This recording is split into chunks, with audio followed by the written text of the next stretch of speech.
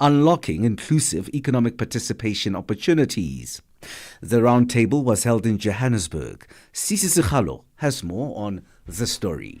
The roundtable was attended by the banking sector and various financial institutions from across the country. Minister in the Presidency, Thabiso Lehoko, says another aim was to engage the banking sector to invest in South Africa's G20 initiatives, particularly the work of the Empowerment Working Group and the Disability Inclusion Initiative. It was also to engage the sector on how it can support women, youth and persons with disabilities. What I liked about the presentations was the issue of emphasizing the collaboration among themselves, to say there are resources, but maybe we may not even as finance institutions be effectively impactful on what we are doing because we work in silos. And if we were to share the resources that we have and work together, we may even be more impactful. And I think that is what is important. And for them to say, Department of Women, Youth and Persons with Disabilities, we have a responsibility to coordinate us. And for me, I was like, wow, to coordinate the private sector, to coordinate the banking institutions, the financial institutions. And I think that is what I'm taking home from this breakfast. The Development Bank of Southern Africa partnered with the Department of Women, Youth and Persons with Disabilities to host the roundtable. The Chief Executive Officer of the bank, Boitumelo Mosako, shares what came out of the roundtable. One of the discussions that we were having is that as development finance institutions, because we actually had a few in the room today, and as commercial banks, we actually have to find a way of working together. For instance, as a development finance institution, one can take a little bit more risk.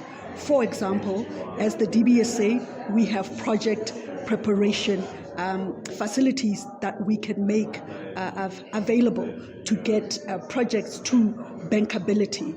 This is where we can play a role where we can de-risk projects to actually enable private sector participation. Another thing that we have allocated is actually, equity support as well that we have available as a financial instrument that we can offer.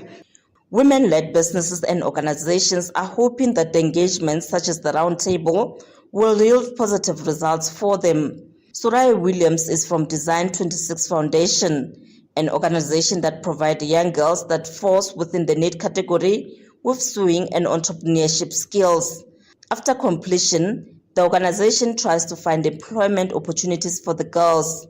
The entity is hoping to form meaningful relationships with financial institutions. What I'm expecting from the G20 event, is to form valuable connections in order for our organization, obviously, to grow towards our goal of developing a sewing skills and incubation hub in Mitchell's Plain, and also, hold them accountable.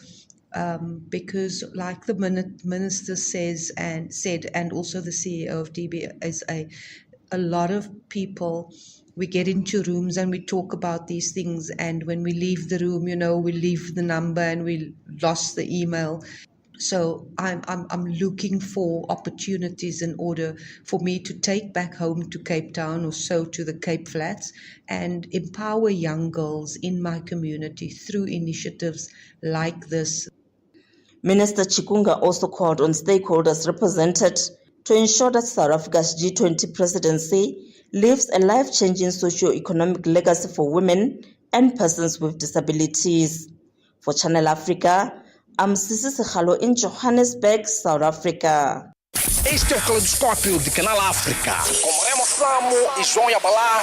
O surto da cólera em Angola tem causado grande preocupação, afetando já mais de metade das províncias do país. Simultaneamente, a Agência dos Estados Unidos para o Desenvolvimento Internacional, USAID, um dos maiores doadores mundiais de assistência humanitária, decidiu não priorizar os países com maior incidência de malária. Para discutirmos as causas do alastramento da cólera em Angola e os impactos dessa decisão da USAID, convidamos o Dr. Jeremias Agostinho, médico e mestre em saúde pública Pública para partilhar a sua visão sobre o tema. A doença, nesse momento, representa o maior risco de saúde pública que nós temos. Nos últimos anos, a nossa preocupação esteve sempre centrado com os casos de malária, os casos de tuberculose e também de infecção por VIH-Sida. A forma como, em pouco menos de 2 meses, os casos de cólera vêm aumentando, acaba por representar, nessa altura, um dos maiores desafios que o país tem. É expectável que, nesta fase, o número de casos venha a aumentar.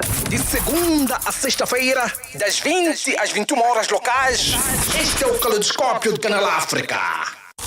Africa in Business on Channel Africa.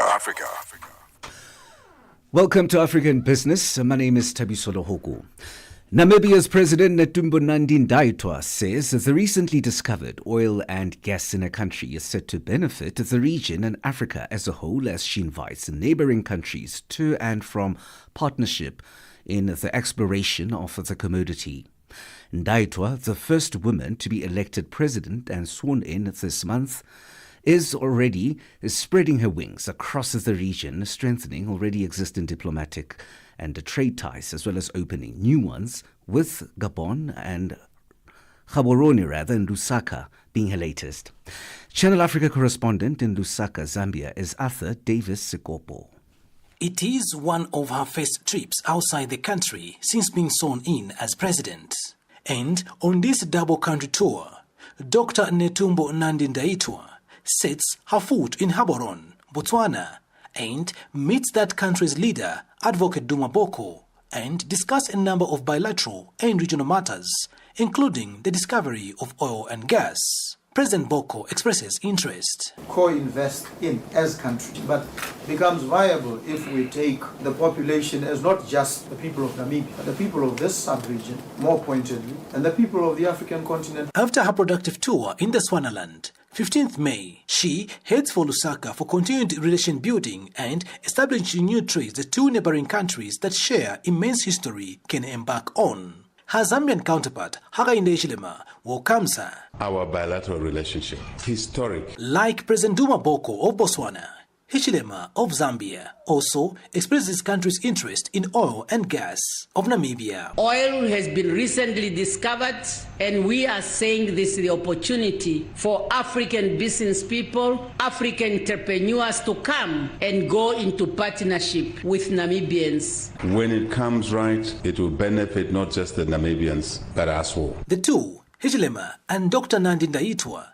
then speak to some projects that will benefit not just Zambia and Namibia, but the region and the continent as a whole, such as minerals and other resources. Namibia is a mineral-based country with different metals and stones that are there for the African people, for Africa to benefit. Around infrastructure, the two leaders in a communique speak to economic linkages through the use of the Walvis Bay and Katima-Mulilo border. But for us too, the Walvis Bay corridor through here Lusaka on the Copper Belt into Katanga, Lubumbashi. We found it appropriate to ensure that all our neighbors who are not coastal towns, they are linked to the sea, hence making available the dry ports. And those dry ports are not for governments alone, but for the private sector. President Ndaitwah also recalls how deep the two countries' relations have been, as Zambia hosted freedom fighters that became presidents in that country, Sam Myoma and Hage, including herself. Both of them have lived in here. President Myoma was commanding us from here, Lusaka, together with his brother, President Kenneth Kaunda. As chief representative, I'll recall when the South African Rights Forces bombed the Liberation Center, where I was operating from. The trip has also seen two streets, Kasama and Sazu in Lusaka, being renamed after two founding and departed presidents of Namibia, Sam Myoma and Hage Geingob, respectively. Also witnessed by former First Lady Monica Geingob, wife of the late President Hage. When we are here, we are back home. And I'm so happy that God has made it that I must be in this position and to be the one receiving these two streets on behalf of the people. Indeed, her 2-day tour to Zambia seems promising and fruitful, should most, if not all, projects are implemented. Reporting for Channel Africa in Lusaka, Zambia, I'm Arthur Davis, Scopo. Africa in Business on Channel Africa. The World Bank's board of directors has approved a $350 million grant to support the Mpatamanga hydropower storage project in Malawi, a landmark development expected to significantly boost the country's electricity generation capacity. The project, which will create thousands of jobs and provide power to over 1 million households, is the largest foreign direct investment in Malawi's history, with a total cost exceeding $1.5 billion. Meanwhile, the Malawian government says it has decided to suspend debt restructuring until after the September elections. For a reaction to this development, we are now joined on the line by Dr. Bertha Chakaza, the president of the Economics Association of Malawi. Good afternoon, Dr. Chakaza. Afternoon. Doctor, your reaction to this development and how significant is the Mpatamanga hydropower storage project for Malawi's energy sector, and what impact will it have on the country's power generation capacity? I know between 19%, and this is the and actually even one of the lowest in the world. So Patamanga is going to double Malawi's electricity generation capacity, and this could significantly be a catalyst for the nation's economy development. So we are hoping that having a reliable, abundant power supply can directly boost industrial productivity, something that I think the country has been lacking, but it can also consequently create jobs, because as a country we have also been lacking in that part. And here we're talking about key sectors, for example, mining, because we are touting about the agriculture, tourism, mining, and also manufacturing. And having electricity in this capacity, we are thinking that the mining sector can pick up, the manufacturing sector, but also even the agriculture sector and the tourism sector, which we are thinking as low-hanging fruits for the country's development. And pick up. So we just needed this energy to come in that in terms of development. Yes, Dr. Chakaza, I keep losing you a little bit there, if you don't mind, just to make a bit of movement. I think this is with regards to the network. Other than that, I hear that you spoke of the various sectors that are going to benefit. Now, given the scale of this project, what are the key economic benefits that Malawi can expect from the $350 million grant and the overall $1.5 billion investment? Actually, we are talking about, increased distribution for the country in terms of electricity. We are talking about improvement in the manufacturing sector, but also we are talking about the ATMM, agriculture, tourism, mining, and manufacturing. It's something that I think the government has been pushing forward, and this minus electricity would not work. So the mining sector, for it to pick up, we needed this electricity. So for the country, I think it's something that we've been waiting, and getting this $350 million for Mpatamanga hydroelectric power is something I think to smile about. So we are hoping that this access to electricity will actually significantly spur GDP growth, but also bringing that stable and predictable electricity supply can even attract other investors in other sectors, so that at least we can build investment confidence and also allow further investment across multiple sectors, and thereby setting sustainable long-term growth in motion for the country. It sounds like a major boost. Now, the IMF recently terminated a $175 million loan program with Malawi, citing poor economic management. How do you think this hydropower project could influence Malawi's economic standing, and what role could it play in boosting investor confidence? I heard you had mentioned, but I'm sure there could be more. Yes, because if you look at the situation that the country found itself when it was actually project, it was actually something that I think we struggled. We devalued the currency in 2023 by 44%. So we saw actually a surge in inflation. And then we had also other problems in terms of production, in terms of food, which actually the country faced some, I think there was El Nino, but also cyclones, and this actually affected productivity. However, with this, we are thinking that it's an opportunity for the country to prove itself, to actually forge its own economic trajectory, minus ECF, minus the IMF, in such a way that now we have to actually understand that we have to roll up our sleeves and then work towards the development, the sustainable development that we want as a country. So having this boost in terms of energy, which is something I think that we were looking up to, it's something for the country in terms of especially boosting in the mining sector, which I've talked about, because we have seen there's sovereign metals coming in to be mining rare metals in Kasia rutile. And we also have up in the north, we have another also mining, but I think we were lacking in the part of energy. So we are thinking that this can actually attract a lot of investors because we have a lot of sites, but probably the energy part which was lacking. Now, you talk about investors a great deal here, I hear, and now the IMF's concerns over Malawi's debt management. What measures do you recommend to ensure that funds from this project are used transparently and effectively to avoid the possibility of mismanagement or malfeasance?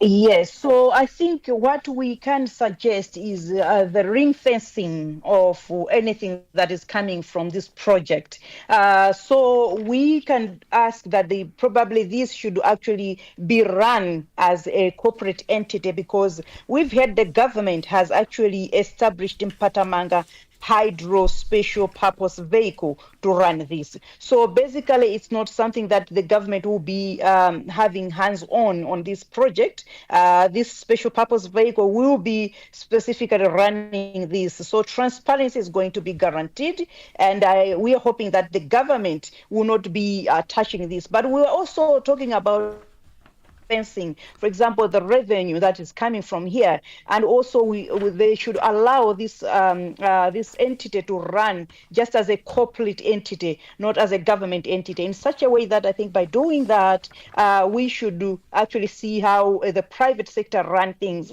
in terms of revenue, in terms of maintenance and everything, so that at least the government should not be involved in that. And by doing that, I think we should be able to see, something coming out from that. But also, even if they can allow, for example, this company to be exporting this energy and not just using it for Malawi, because it's a lot. And so we're hoping that by exporting, they can be earning foreign exchange, currency from that. And if we're getting forex from that and ring fencing that forex, even those investors which are investing in this company, they should be able to repatriate whatever profits they can from the forex that can be ring fenced from the project.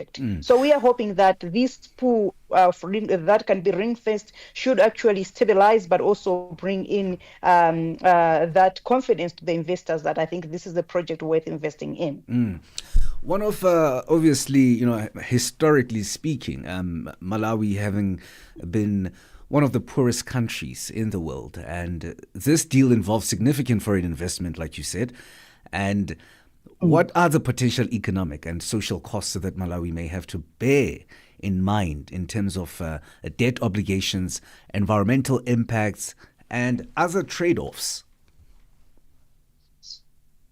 In terms of environmental impacts, I think this is a project that has always been there, and a lot has been done in terms of environmental impact assessment. And when you see that the World Bank now is coming in to invest, then I think you can be assured that everything has gone through the normal process and the right processes. And actually, we've seen that I think there is no major impacts, especially on the environment of the people, because this is a hydroelectricity anyway. But I think in terms of debt obligations, that's where we were talking. Seems like I'm losing you again, Doctor.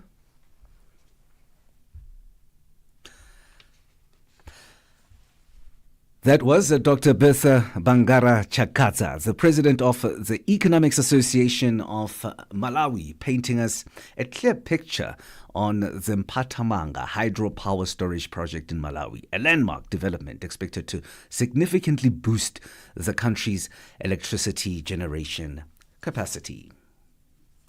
Africa in Business on Channel Africa.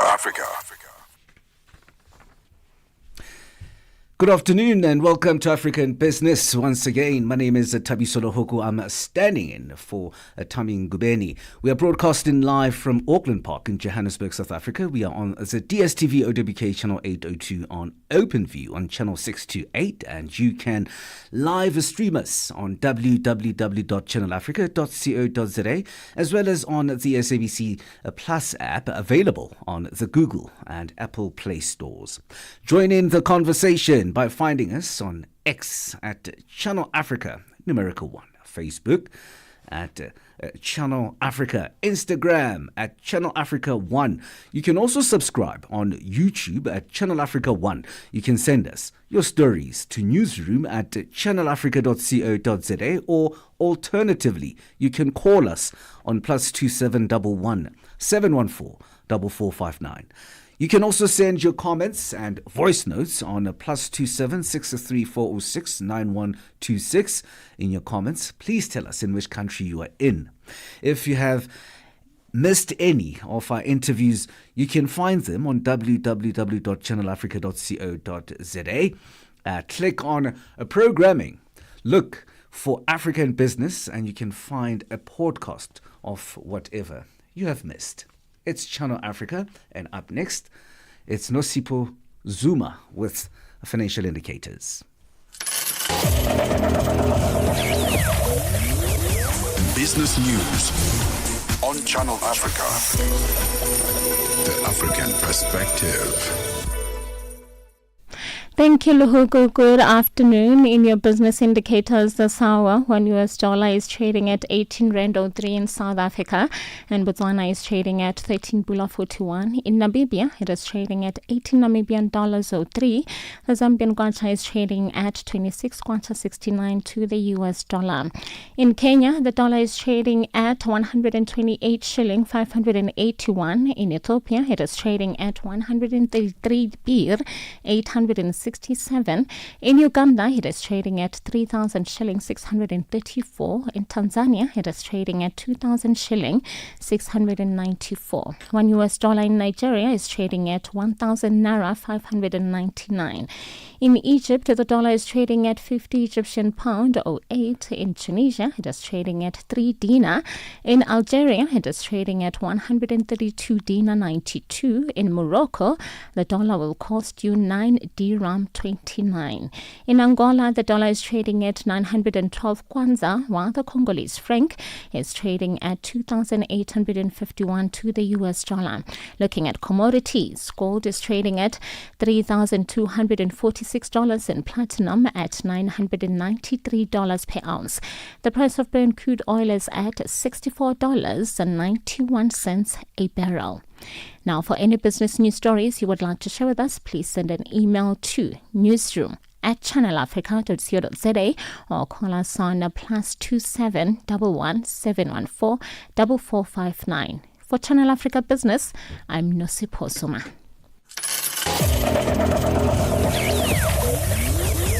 Business news on Channel Africa. The African perspective. Thanks, Nosipho Zuma, with those financial indicators. Up next, it's Figile Longwati with a sport update. Sports on Channel Africa. The African perspective. Thank you, Tabi. So in our sports business, we begin with athletics. Favor of Philly of Nigeria ran the fastest women's 150 meter in history on a straight track at the Adidas Atlanta City Games at the weekend. Ofili is sixth in the 2024 Olympic 200 meter, clocked 15.5 seconds in Atlanta's Piedmont Park. The previous fastest time in history was 16.23 seconds, run by Bahamian Shunei Miller Uibo in 2018. Ofili, with a new world record, earned $9.24 million in prize money. The winner of each race group at the event will take home $100,000 and the 8th place competitor will earn $10,000. The total prize money for the Grand Slam track is $12.6 million, which includes compensation for racers and appearance fees for challengers. Now on to the football news. The Nigeria Women Football League NWFL has confirmed a total prize package of $326,000 for the ongoing 2025 NWFL Premiership Super 6, offering increased financial incentives for all 6 participating clubs. The increment of the funds will be used to professionalize the women football. Our Nigerian correspondent Tony Ubani compiled this report. According to the breakdown, the eventual champions will pocket 10 million naira, maintaining the standard of the past 2 editions. The runners-up will earn 6 million naira, while the top place team gets 4 million naira, both representing a 1 million naira, while the third place team gets 4 million naira from last season. In a significant improvement, the bottom 3 teams will each receive 1.5 million naira, up from 500,000 naira last season, stressing the league's commitment and keen intent to support all teams financially. NWF chairperson Kechiobi described the revised price structure as a critical part of the league's ongoing efforts to professionalize women's football in Nigeria. This is a deliberate step to ensure that all clubs leave the NWFL Premiership Super 6 with something tangible, Obi said. By increasing the financial rewards, especially for the bottom 3, we are reinforcing our commitment to professionalizing the women's game and encouraging more investment at club level.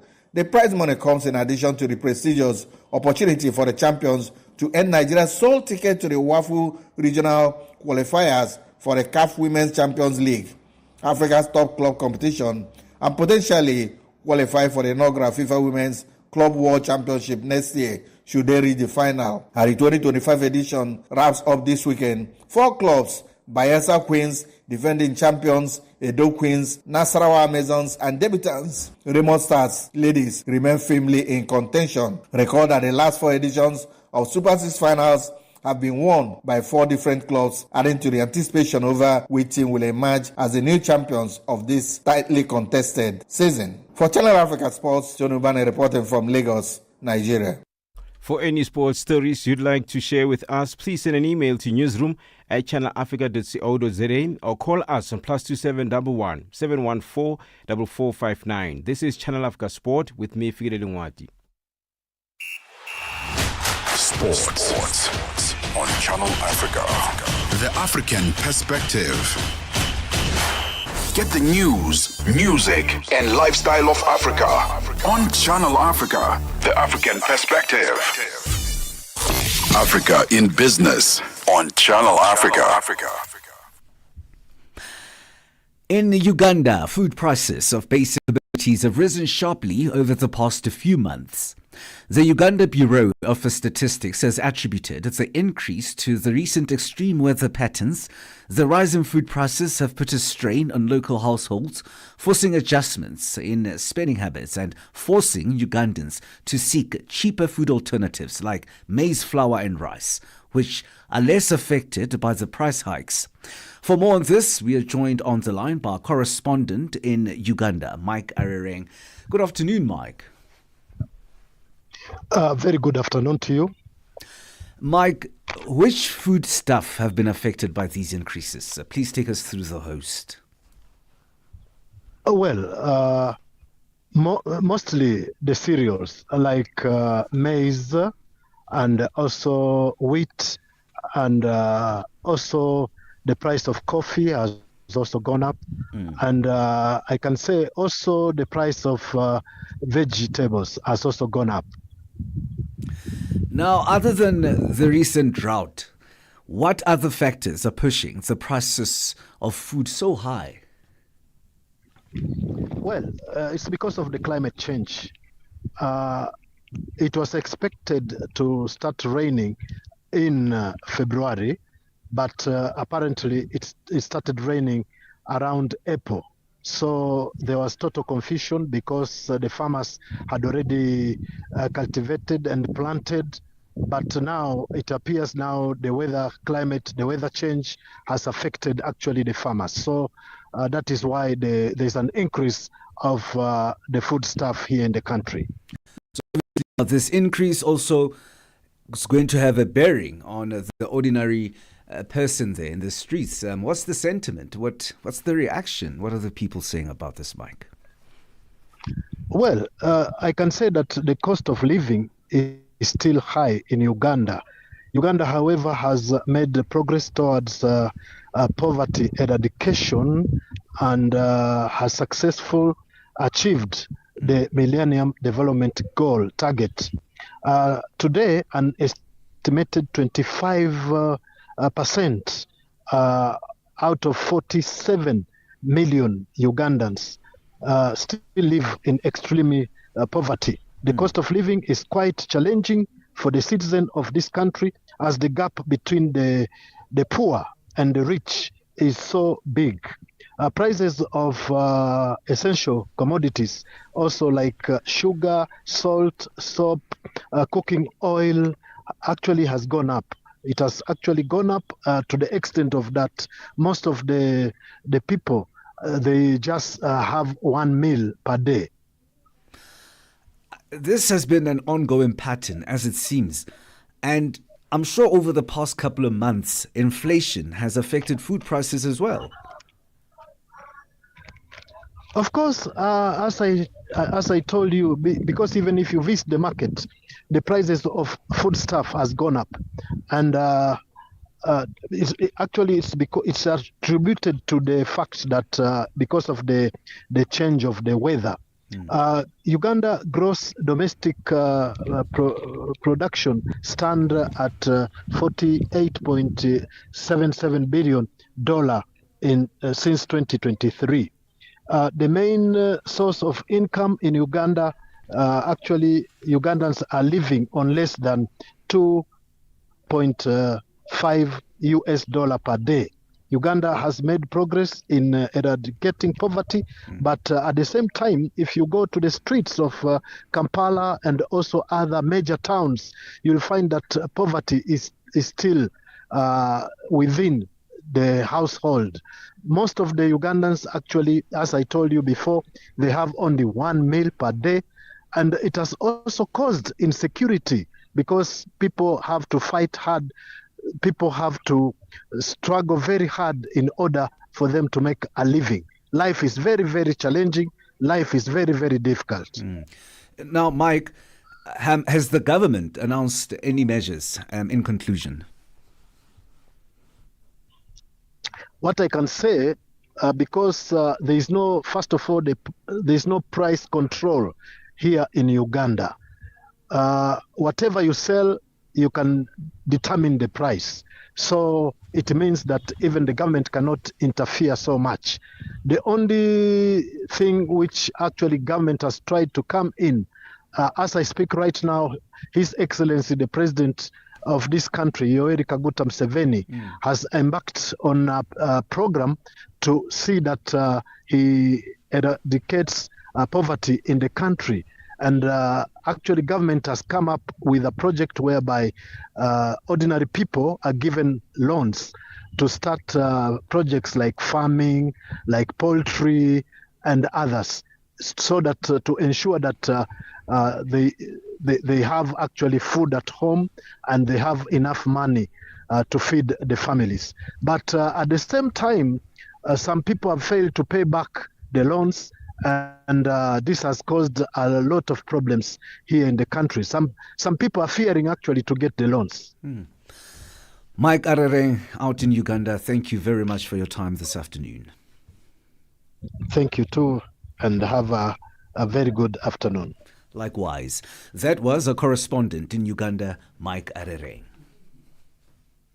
Africa Update on Channel Africa with Lulu Gabu. Protesters in Ghana have accused the country's president of violating the constitution and interfering in the independence of the judiciary. Eric Mawena Egbeta, the opposition protesters calling for the reinstatement of Tokonu. The presidency and the president and all of its spokespersons around the seat of government have had one narrative and one narrative only, that no constitutional breaches have occurred in the process up until now, which has resulted in the suspension of the Chief Justice. In fact, it does appear the government has already communicated to these protesters that we're not interested in having the Chief Justice return and fill her position until the determination of the matter. We believe that she must remain suspended for the investigations to take place, after which the final determination will inform whether or not she returns. Africa Update with Lulu Gabu, 12 to 1 p.m. Central African Time. Africa in Business on Channel Africa. Indeed, it's Africa in Business here in Channel Africa. Now, the National Bank of Ethiopia hosted the Ethiopia Finance Forum to enable policymakers, financial institutions and development partners to align on the future of Ethiopia's financial systems and promote collaboration and investment opportunities. The two-day forum was part of the East African country's transformative economic reforms to achieve macroeconomic stability, broaden financial inclusion and accelerate digital transformation. For more on this, we are joined on the line by Merit Fikire Honus, founder and CEO of Pragma Investment Advisory. Good afternoon, Merit. Good afternoon to you. What are the main goals, objectives of the Ethiopia Finance Forum? Yes. I would say it's first of its kind, hosted by the Central Bank of Ethiopia, National Bank of Ethiopia. I think the main objective is that as Ethiopia is going through a major macroeconomic reform, where it has been 10 months since it has floated its currency, restructuring its foreign debt, or also domestic debt, and also implementing a new monetary policy. And more importantly, when it comes to the financial sector, the central bank has announced that for the second time, Ethiopia is opening up its banking sector for foreign players. So the whole aim of the forum is to showcase that Ethiopia is ready. The regulator, the Central Bank of Ethiopia, which has been around for the past 80 years, is saying that it has currently revised its established proclamation with new muscles of regulation and supervision, and also regulatory muscles, not only to reform the banking sector, but also to make sure that the banking sector is ready for foreign players. So as part of the forum is to showcase that Ethiopia is ready and the macroeconomic reforms is taking root. In terms of from a balance of payment perspective, export has been doubled, remittance has gone up 28%, and more importantly, the reserve of the countries is underway. Ethiopia is also, I think, in the coming August, will start negotiating with Eurobond creditors. So all this macroeconomic change, it avails a huge opportunity for Pan-African banks and also foreign banks to come in and to join the banking sector. I would say it's a final frontier market in terms of financial sector. So the whole purpose of the aim is Ethiopia is ready. The financial sector route is taking place, and it's trying to put the Ethiopian financial landscape on the global map. Sounding good. So how is the government balancing financial reform with economic stability in order to address high inflation, mounting debts, and an acute foreign exchange crisis?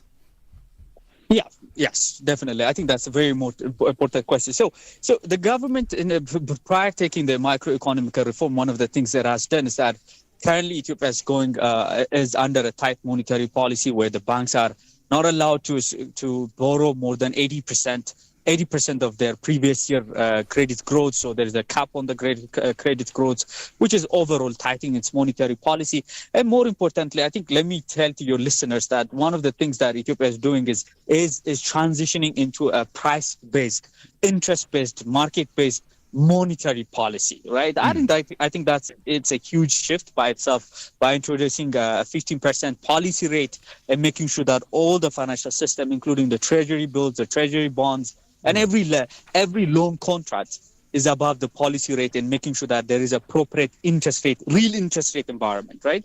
As part of that, the government has not taken any monetary financing from the central bank, so which is on the fiscal side.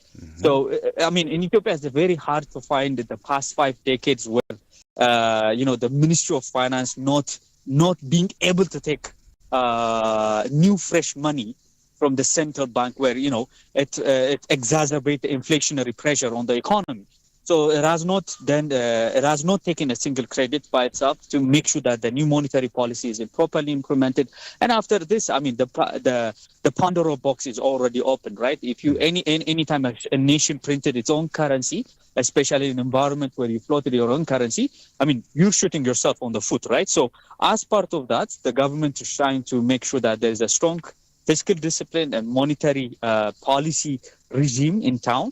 And more importantly, as part of the macroeconomic reform, I mean, the old regime of foreign currency exchange regime controls, which Ethiopia is very well known in a very negative way, apparently, for the past 10 months, the such as of Dangote, Heineken, Enchikep, have taken out their profit. They have taken out their repatriated their profits. So that's a major shift. So I think from an international currency reserve perspective, Ethiopia is standing on a proper foot. So don't get me wrong. Of course, there are so many things, so many remaining items that the country needs to reform. One of it is tax. Tax overall is very much important.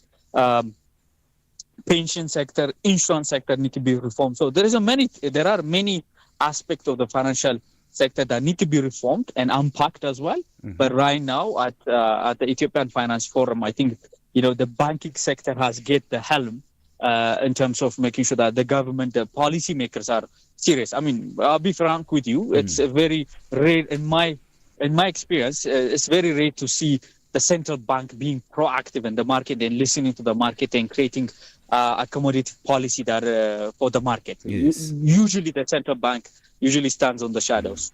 No, Mered, thank you very much for painting us the clear picture. Thank you too. It's a pleasure to be on the show. That was Mered Fikire Honus, a founder and CEO of Pragma Investment Advisory. Africa in Business on Channel Africa. It's time now for the business preview. We are joined on the line by the SABC economics editor, Tsepo Mongwai, to take a look at what we can expect in the coming week in the business sector. Tsepo, good afternoon. Good afternoon, Thabiso, and to the listeners of Channel Africa. I'm sitting with a number of talking points here, and I'm going to choose. African Rainbow Capital shareholders have approved the delisting and re-domiciliation of the company. But some shareholders are yet to accept the deal until noon on the 23rd of May. Your expansion on that? No, absolutely. Some shareholders will have to approve this. They have sweetened the deal. It's about a 12% premium to the current share price. So it is attractive. Remember, the African Rainbow Minerals investment share price has not been moving that much on the JSE as well as on the A2X, where they are planning to delist. So it's not been really liquid. So if you are a public company and you have a share and your share price has not been moving, it makes sense that you have to consider other options. And basically that's the reason. Limited liquidity in the share price. And that also, as a result, when the share price is not moving, it's not able to catch up and reflect the true value of the investment in the company. So we know also that the company is currently domiciled in Mauritius. And the thinking with that was that they will be able to attract a lot of foreign investors Unfortunately, that too did not materialize. So they are planning that by turning the company to be a private company and no longer a public company, but also move its headquarters back in South Africa, they will be able to do quite a lot. And you'll remember that, of course, this company is majority owned by Patrice Motsepe. He owns over 60% of this company. They've moved into various assets, and I think the most popular assets is Times Bank. They also in telecommunications. So they have a shareholding in some of the quite valuable assets here in South Africa. But I think the most important thing is regulatory approval by authorities. And of course, it looks like investors will definitely be voting in favor of this delisting. Here's another one that South Africans are looking forward to. The Minister of Finance in South Africa, Enoch Godongwana, is expected to make a third attempt to table the budget. Yeah, I think everyone in South Africa, and I would think that institutional investors in the South African bond market, banks and other financial institutions that have exposure to South Africa will definitely look at this one with keen interest. But the feeling currently is that it will go through, and of course it will bring in a whole lot of certainty in the market. But surprisingly is that the local currency has been quite firmer since last week. So I think the market, particularly the rand, has priced in the fact that this budget will definitely go through without major hurdles along the way. And of course, if it's not, it will be a major surprise or a shocker to the market.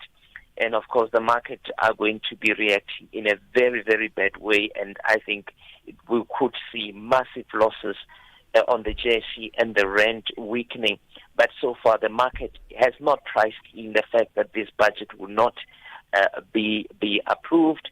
There are key data that probably will form part of the budget on Wednesday. I think one is financial stability in this account in terms of are they able to contain the fiscus, debt to GDP. It's one key metrics that investors often look at to see the direction over a 3-year period, if indeed they'll be able to bring down the debt level as they had promised over the years, that government will ensure that they contain this debt. And how do you contain debt? You curtail your spending, and you ensure that you cut back on certain areas that it's not quite priority. But you also have to ensure that you improve on your growth enhancement mechanisms. So growth needs to be convincing as well. 1.9% is where they had projected economic growth for this year. It's unlikely that we will be able to achieve that economic growth. And obviously, if you are not growing, you are not able to realize the necessary revenue in this economy. And that becomes a major challenge because if you want to ensure that you realize revenues in a way that does not affect your citizens, you really have to grow the economy. In this economy, and the minister's budget comes hot on the heels as South Africa's President Cyril Ramaphosa heads to the US, and COMESA is considering a coordinated response to rising trade tensions with the United States. No, absolutely. I think for the reputation of South Africa, it is very, very important that South Africa has to demonstrate that it knows exactly what it wants out of this relationship, diplomatic relationship, trade relationship with the U.S. We may argue that, for example, with AGOA and the agricultural sector, the percentage in terms of GDP it's insignificant. But for South Africa, with such a high unemployment rate, it's very important that they protect each and every job and focus on growing employment in the country. I think it's very, very important. People who have interest in South Africa would definitely be watching this one very, very closely to see the South African story and the future of South Africa in terms of the relationship that it has and it has enjoyed with the United States, the second biggest economy in the world. No, Tsepo, you've raised genuine concerns there, and thank you for your time this afternoon. It's a pleasure. That was SABC Economics Editor Tsepo Mongwai.